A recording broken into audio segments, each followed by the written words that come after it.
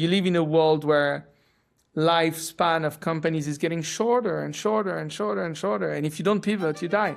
So you need to constantly keep looking at trends and understanding what works to try to change the way you work and attract different type of customers and speak their language, etc. So it is key to survival. My name is Jessica Gillingham, and I am the host of the Pillow Talk Sessions podcast. And my guest today is someone I've known for many years. His name is Maxime Leufroy-Murat, and he is the founder and CEO of a number of companies: City Relay, Opago, Leufroy, and then also his new venture, which is Sejour Living. We talk about Maxime's journey going from short stays with City Relay to this new venture into the branded residential living sector. And we talk about the nuances, the differences, the path from short stays to resi and branded resi and the living sectors, and why he's taken that path, what it means, the different nuances in both of those marketplaces, and his whole journey there. It's a really good conversation, so I hope you enjoy it and do listen in. Maxime, thank you so much for coming on the Pillow Talk Sessions podcast. I have long wanted to have this conversation with you, so thank you very much for making the time. And I think you've had such an interesting journey, and you've got really interesting sort of not just perspectives, but experience that I think will add a lot of value to our audience. So let's crack on with the conversation. But firstly, Maxime, can you give a brief introduction of yourself and your companies? You've got a number of companies, and we will go into that evolution during the discussion, but a quick intro would be wonderful. Thanks, Jessica. So quickly, I'm French, from Paris. I came to London about 17 years ago as an equity trader at Morgan Stanley.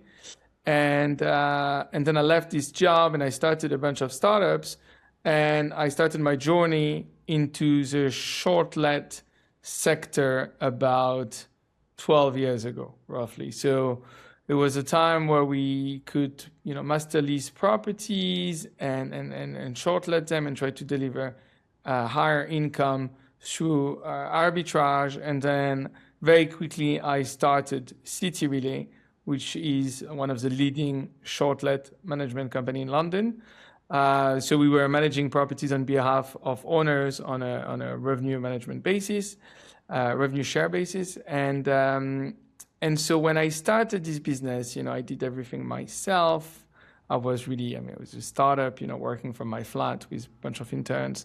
And I learned to run operations. We scaled that business organically with no external funding initially for the first 5-6 years, up to 50 employees and I think 400 or 500 properties. So really scaled it organically. And while doing this, we started to build really solid operations. And so we grew the operations for us, and initially we did everything in-house. We had even rollers, and we were doing all the ironing and the linen, and everything was done in-house, and probably that was a mistake, clearly. So we stopped doing that, but at the same time, we learned a lot about operations, and we learned about the difficulties that short-let operators have around those activities, and we started to sell operations, and that was the birth of Opago, which started as City Relay Solutions, but eventually grown to be Opago, which currently manages around 5,000 units in London, now there's 2,000 in Paris, and that company does all the housekeeping, linen, maintenance, check-in through a tech-enabled platform. So we plug in to the PMS of our clients, and basically we help them outsource all of their operations. So essentially, we've had businesses we've taken on board which used to have massive operations in London with 50 plus staff, which have essentially gone to zero through outsourcing all the operations to us. It's a business that only works with extremely high density. Obviously, managing pepper-potted units around London is extremely challenging. So that's the story of, essentially City Relay and Opago. At the same time, I was starting City Relay. I always had an interest in property, and I started looking at investment and discussing with high net worth individual how we could do investment together. And this was the launch of Leufroy. So essentially, we started buying, small apartments and then larger apartments and small buildings and then larger buildings. And so the journey from Leufroy really started the same way, organically. I still own 100% of Leufroy. It's my business, and I grew that initially from a few flats to now having bought, I think, over 400 units and invested probably in excess of 300 million pounds in London real estate. And so that business over time started to create a lot of really nice apartments. So we bought a lot of buildings around Earl's, Chelsea, Notting Hill, Fulham. And as we started to put those apartments to rent through City Relay, we felt, look, City Relay has all kinds of stock, right? We have beautiful houses, we have little apartments, but they're not standardized. The design is whatever the owners have as design. And so it did not make sense to mix the well-designed, all look-alike apartments from Leufroy into City Relay. So we created a new brand about 1.5 years ago called Sejour. So Sejour is basically a customer-facing brand where we put all our nicely designed apartments on it, and it's powered by City Relay and Opago in the background. So it's just customer-facing, but this way we have a really nice way to showcase all our apartments. And it's proving successful. And with Sejour, we're building a community angle. We're trying to make sure, the tenants have a very special experience because we come from a hospitality background. And in the PRS sector, most actors do not, right? So we have a very high quality service, which is quite unique in that sector. And therefore, we're able to achieve slightly higher rents, but also higher customer satisfaction. It's all very design-led, and this is the focus at the moment. We're really looking to grow the brand through our acquisition we're doing through Leufroy, but also potentially through working with other developers to license Sejour and allow them to have Sejour block where we would advise them on the FF&E and the finish to be able to do those blocks. Now, Sejour is not a short-let brand. It is a living brand, and the core of the activity is long-let, and we do have mid-let and corporate-let and relocations and all of that. And we do have short-lets to fill the gaps, but the core for Sejour is longer-lets. I mean, it's quite a journey, Maxime, and I really want to sort of ask you about all the different points along it. But the end bit, or the end for now bit with Sejour is that, and we've been on a panel together at the Short Stay show as well but talking about that sort of move towards branded living and that bringing that hospitality thinking, that ability to create experiences and provide something different than is typical in private rental is something that is really growing and of interest, but also being able to do that flex bit. So in I guess your lease up period, being able to plug in with your short stay, because of course you've got the ability to do that with your operations and your City Relay hats on, is something I want to get to later on in the conversation. But can we go back to that beginning of City Relay? Because you kind of came into short stays at what might be considered sort of the golden era of short stays. It's sort of the beginning of the growth in short-term rentals. You've gone through the journey, and the typical journey of realizing operations is really difficult, and you've mastered that and figured all of that out. But then also why maybe there is a ceiling to short stays as well. And I'd love to get your kind of perspective around what you've seen in short stays, maybe in your contemporaries and in your own journey, that has made you look. Firstly, you went into the operations side. then into the living side as well. So what are your sort of thoughts around why it's challenging in short lets and then moving onwards into the living part? Yeah. Okay. So I think, I mean, first and foremost, I think that business is very, very difficult, right? So growing a short stay business is extremely challenging because you have a lot of competition because there's a low barrier to entry and your cost of acquisition of customers is quite high. So you always spend money on ads, etc., in order to add inventory. And your churn is quite high as well. So you constantly lose inventory. Now, you lose inventory because also it is the nature of shortlets. People shortlet because maybe they're selling their house, it's taking more time than they thought. Maybe they moved to another country for 6 months and they want to generate some form of income. Maybe, there's all kinds of scenarios which are temporary scenarios. And therefore, you spend a lot of money acquiring those customers who are invariably going to leave you, which is very, very difficult. So one of the core challenges has been that when we started, I mean, I used to recruit my homeowners going on a small world at the time. It was social media, a small world, and we in a social network, a small world, and I used to outreach to owners and say, hey, you should trust me. I should manage your apartment. I've got this great company, and we're doing so well, etc. And so this was a start. I used to go on a small world and outreach to random homeowners and convince them that City really was better. It was easier at the time because it was really the start. I started in, I think, 2014 or 2015. It was the start of Airbnb.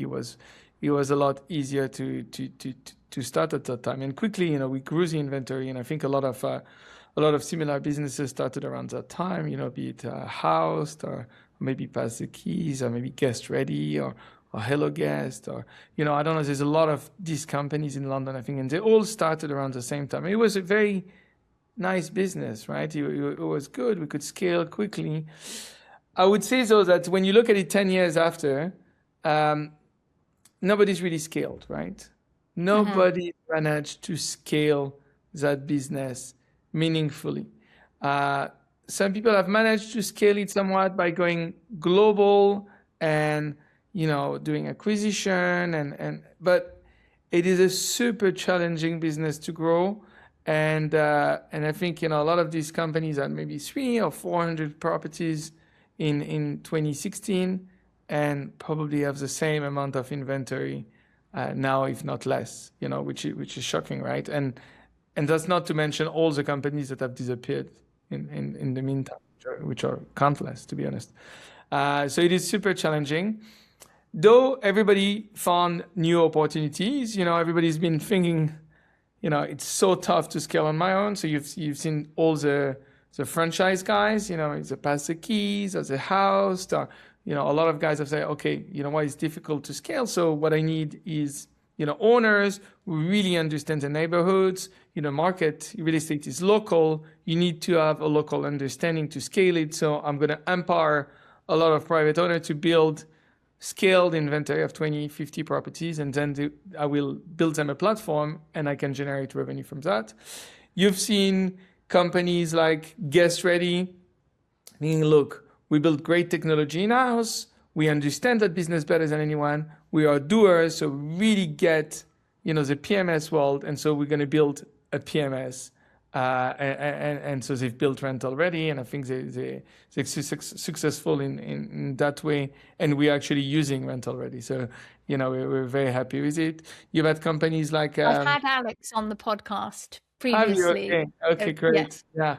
You've had companies like Under the Doormat, where, okay, let's own the distribution side. Let's try to find ways to distribute properties better. Let's even own a channel, and let's build Osperia, and so everybody's trying to do their own thing. I mean, we decided, look, we've built great operations.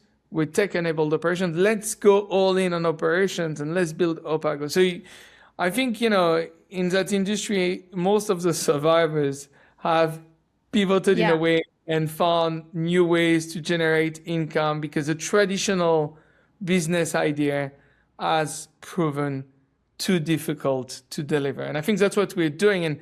And we have lots of brands, etc. But they all live together and they all come from the same ideas, and even Sejour is kind of like, okay, well, shortlets are difficult, but we know how to do lettings. We know how to do it better. We're going to do Sejour, and we're going to focus on building, long, mid, and shortlet, and make it flexible living with a community angle and a branded living. And, if you put that together, you're just leveraging your skills to do something slightly different that feels better aligned in the market. And I think, you live in a world where lifespan of companies is getting shorter and shorter and shorter and shorter. And if you don't pivot, you die. So you need to constantly keep looking at trends and understanding what works to try to change the way you work and attract different type of customers and speak their language, etc. So it is key to survival, I think. And if we had all just done what we were doing and just keep doing what you're doing, it wouldn't work. Adapt or die is the thing here. But with Sejour and moving into the branded residence, the branded living, what were you seeing in the market that made you think, aha, this is where I want to head? Well, you're seeing a lot of the growth of the BTR space. So it's a branded living type. You're seeing a lot of the growth of the co-living space. Obviously, the PBSA space has been here for a long time, but lots of brands. So branded living has become more and more common. The hotelization or the growth of hospitality within the resi sector has also grown, and expectations of tenants are continuously rising. And so we saw a trend where, demand is really high in terms of what tenants expect, but we saw a PRS market that had not really adapted. And so when you think of rentals and you go on Rightmove or Zoopla or whatever, and you look at apartments, you don't know what you're going to get. There's no design, there's no, so there's a lack of branded proposition in the traditional rental sector. A lot of the PBSA, RBTR, or co-living, or whatever, are usually purpose-built and usually outside of the best neighborhood. And we thought there's an opportunity that we can, obviously we're not going to be amenitized like them because we don't have purpose-built building with beautiful gyms and spa and all the rest, etc. But we are in the best neighborhoods of London. We're in Notting Hill, we're in Chelsea, in South Kensington, in Mayfair, in Bayswater, in all those areas which are amazing and have the best amenities in the neighborhood, right? So do you prefer to live in Zone 3 and you got a great gym and a great spa and whatever in your building and your co-working, or you prefer to live in super prime London and of course you got your gym next door, your whatever next door. And so we're trying to build partnerships with all those local businesses to make sure that our tenants can benefit from those amenities at reduced cost. Those local businesses are very excited to get those clients because those clients are high-paying renters with disposable income, which can become customers of their business. And we can build a really nice branded proposition for tenants. And our focus has been mostly micro living, apartments ranging from 20 to 30 square meter.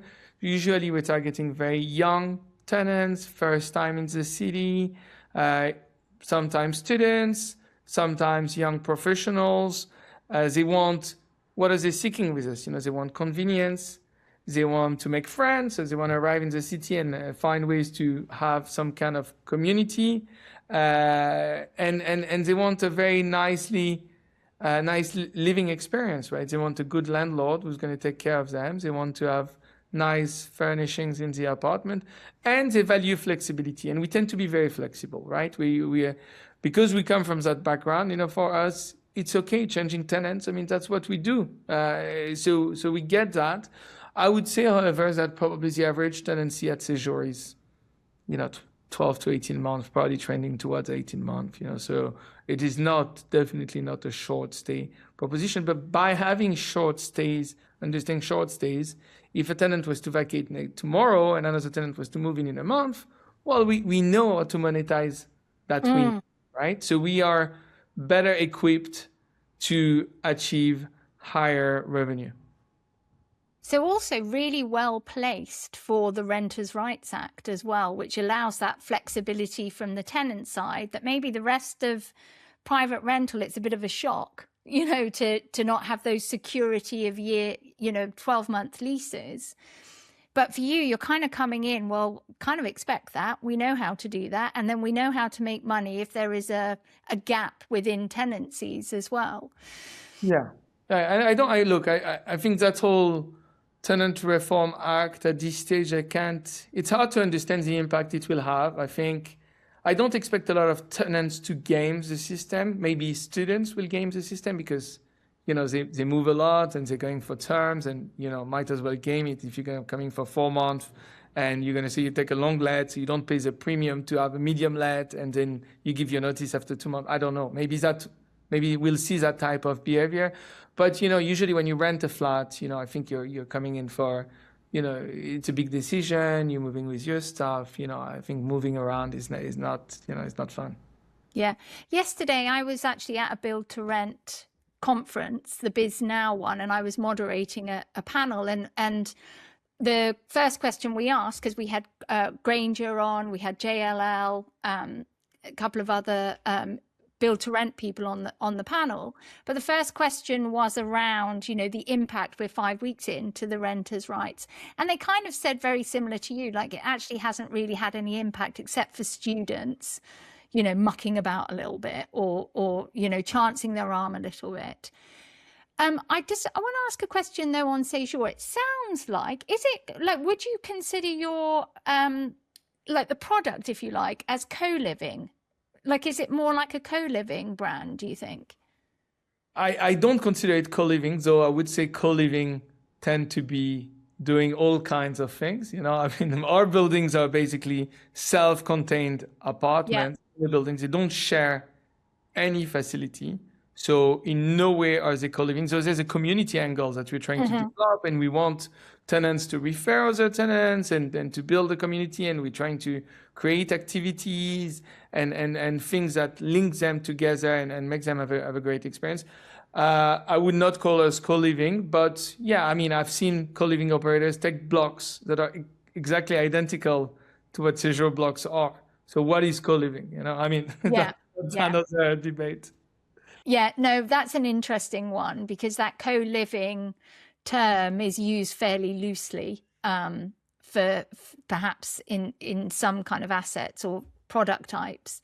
But I thought it was really interesting when you were talking about, because kind of, the build to rent, purpose built BTR is, I was going to ask you about whether you saw that as a competitor to yourself. But I think the fact that you really stress there is you've got the location that BTR typically doesn't have. They usually, they're in places maybe like Wembley or Croydon or wherever, maybe within London, rather than right in the centre, which is what you've been able to do. But because of the way buildings are that you're getting, they're not purpose built, they're older buildings that have perhaps been repurposed or just refurbed, you can't necessarily have that offering that build to rent might have, which is gyms and co-spaces and that. But you can offer something better, which is, or maybe not something better, but you can offer the actual location that you have and building those connections with other businesses or facilities,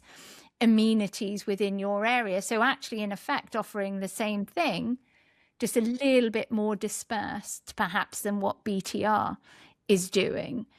Yeah, that's right. It's exactly the main difference. I think from a business perspective as well, our operating expenses are very low compared to what BTR would be. So we see our asset class a bit more attractive because obviously the cost of running BTRs with, we mostly don't even have lifts or anything to service. We have a a weekly communal and a window cleaning, and I mean, your very basic services that you need in those kinds of blocks. Whereas if you need to activate a BTR with receptions and gyms and cinemas and dining rooms and all kinds of things, your cost of running those assets are extremely high.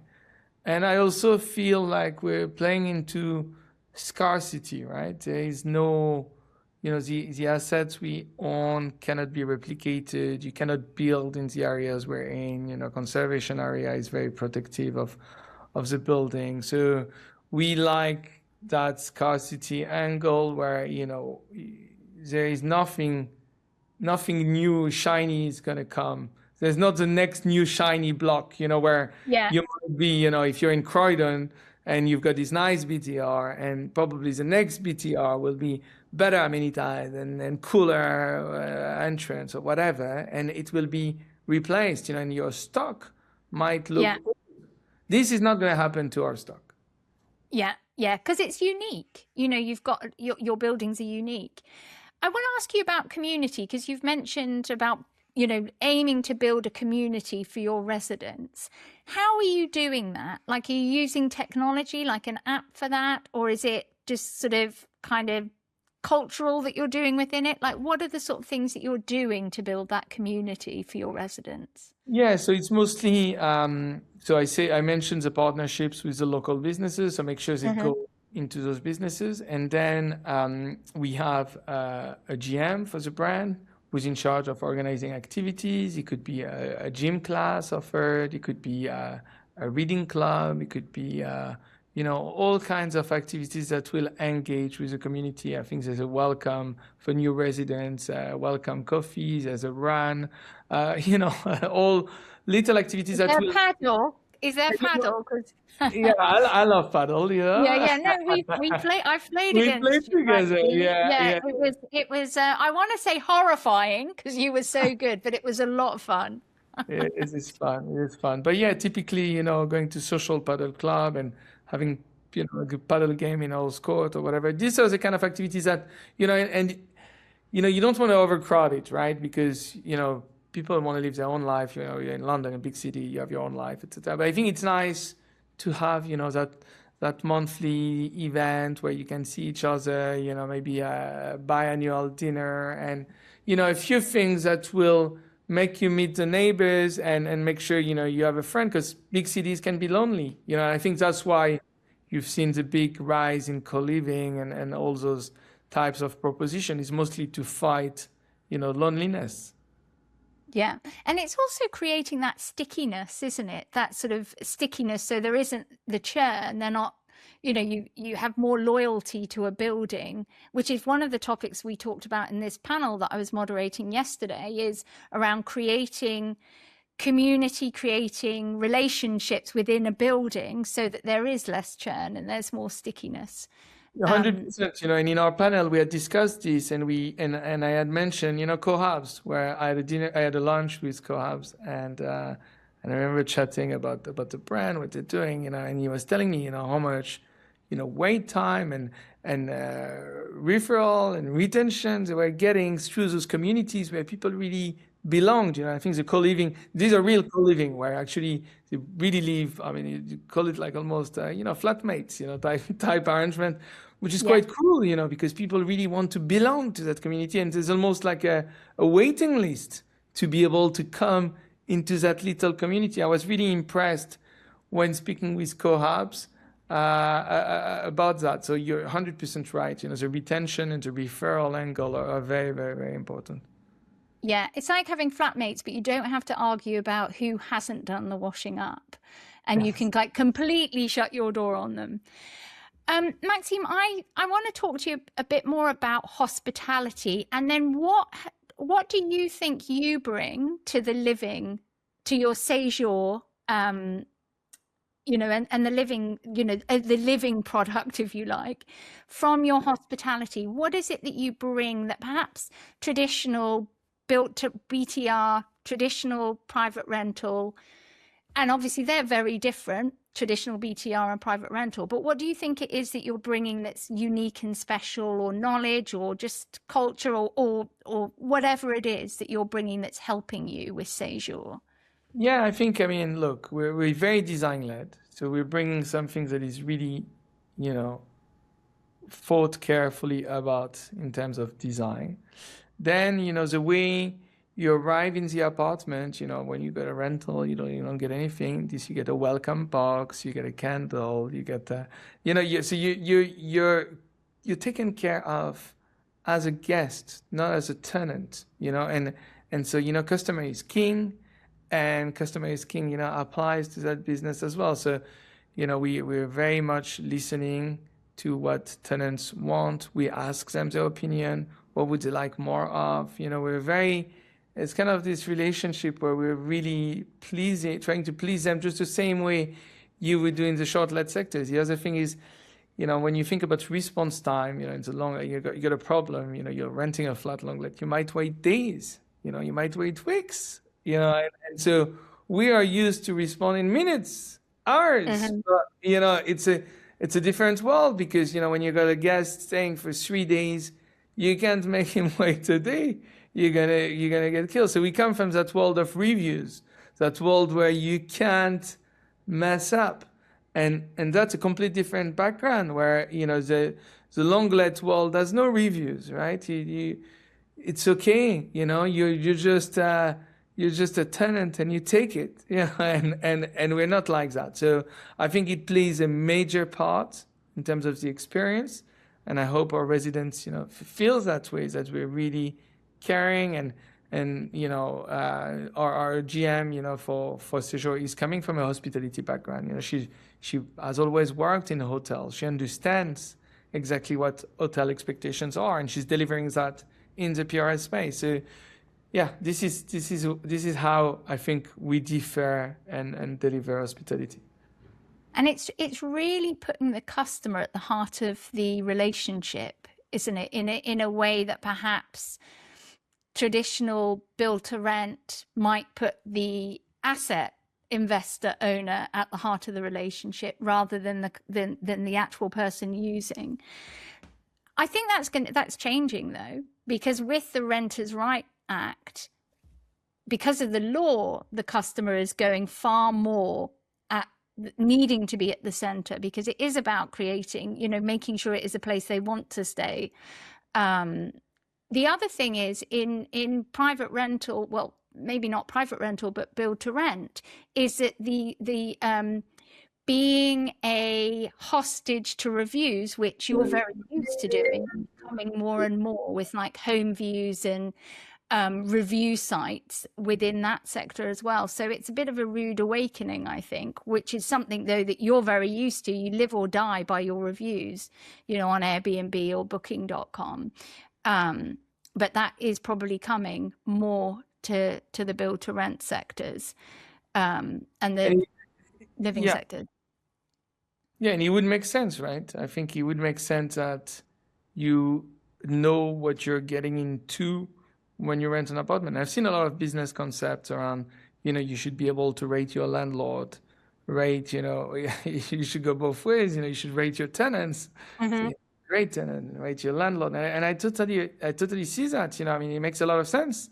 It's a contractual relationship, and you're gonna, leave for a year, and if the landlord doesn't want to fix anything when you live there, it's going to be a disaster. And if the tenant is partying all the time and breaking everything, it's a disaster as well, and it would be good to, introduce the same type of feedback loop that you see in the hospitality sector to the resi sector, because obviously a lot of landlords historically have been abusive. So I would say it's changing a lot, and you see that, buy-to-let landlord demographic evolving with all those, professional landlords exiting the market, and now the real, more institutional landlords coming in, where I think in a way, probably better landlords because they care more as well about building brands, long-term relationship. It's not just driven on a short-term basis, but it really matters because, building that brand will yield, better rents, direct bookings, and all kinds of things. And so when it comes to yield and return on investment, how are you seeing short stays from that business compared to the branded living? Yeah, I mean, I would say for what we're doing, the yields are similar for a lot less work, So the other thing is obviously you cannot do short let more than 90 days. So, unless you've got a C1 license. So short lets is not really a year-long business proposition. So I think short lets serve a purpose, as I said, filling a void after a longer tenancy or all kinds of things. But, there is no real business in short let unless you own a C1 block, and those blocks are C3 blocks. So they are residential blocks, and they serve that purpose to have residents who live in the city. So this is the way we operate them.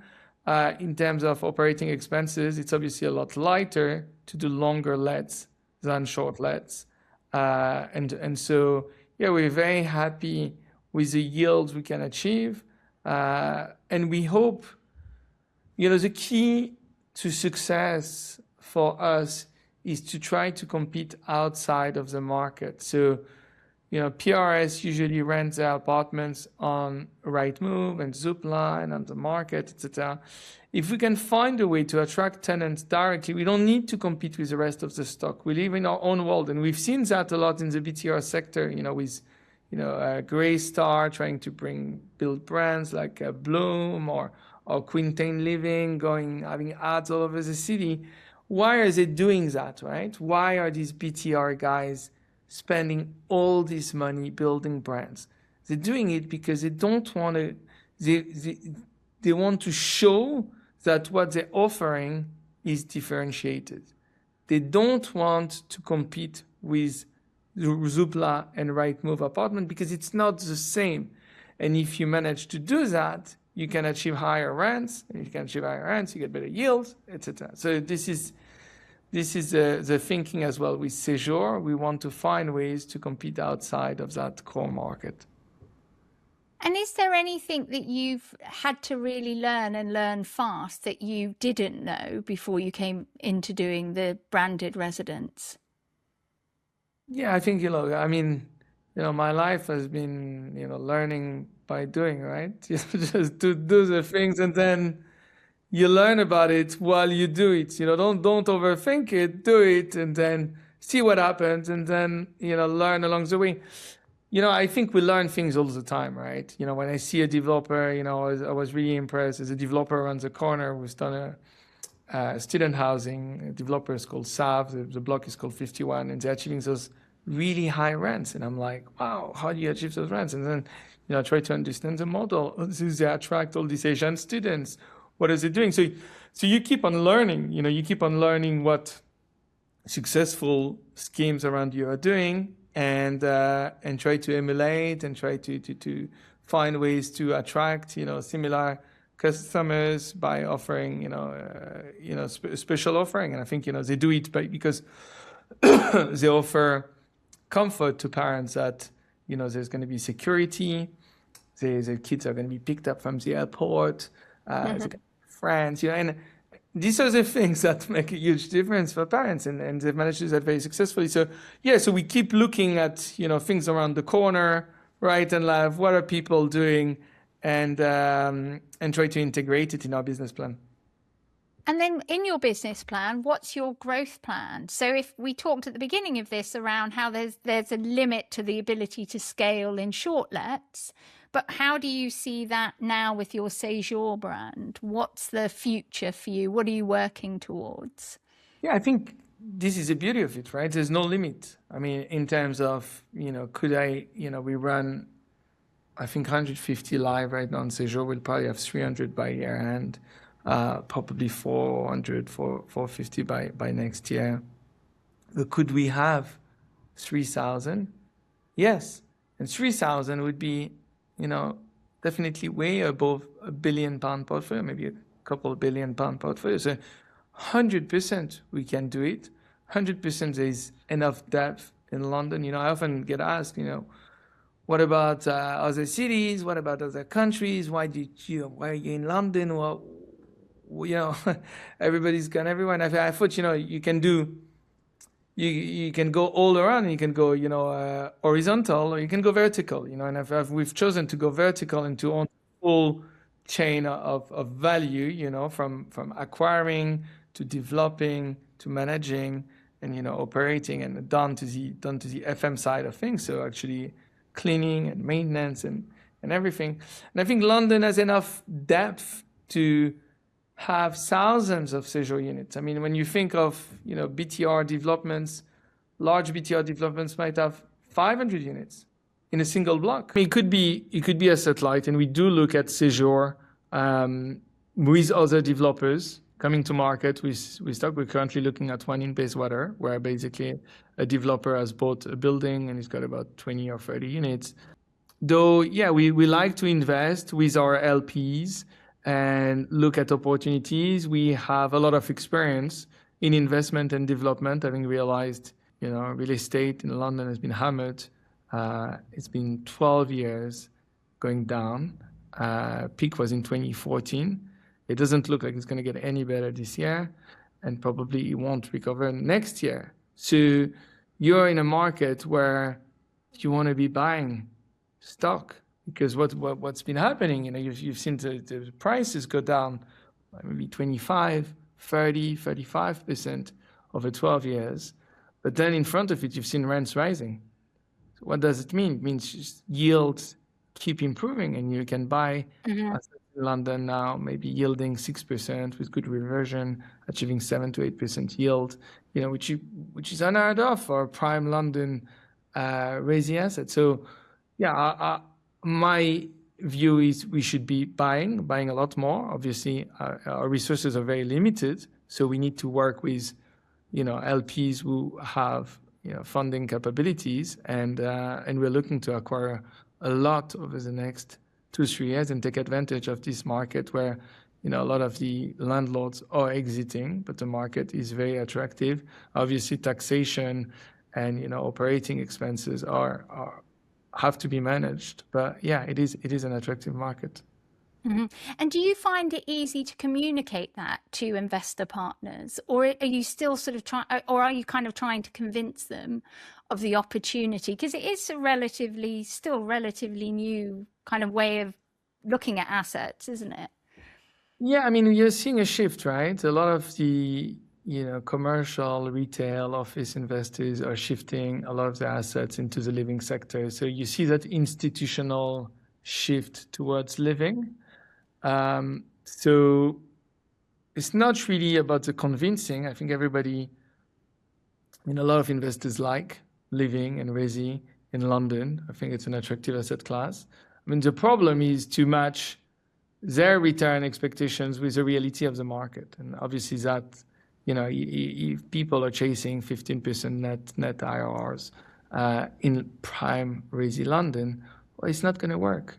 It's just not going to work. So I think it's important to find the right capital to match with the opportunity. And this is probably the challenge that we face when we speak to investors. You shouldn't be looking, if you're doing regional industrial assets, it's not the same thing as doing super prime resi London. And I think it's important that, the return profile, is aligned with the investors we choose. But yeah, I think overall the opportunity is attractive to a lot of investors. Great. Maxime, on that note, we will finish up. Thank you so much for sharing all your knowledge and also what you're doing now as well, and your insights. So thank you very much for joining me on a Pillow Talk Sessions podcast. Thanks, Jessica. Take care.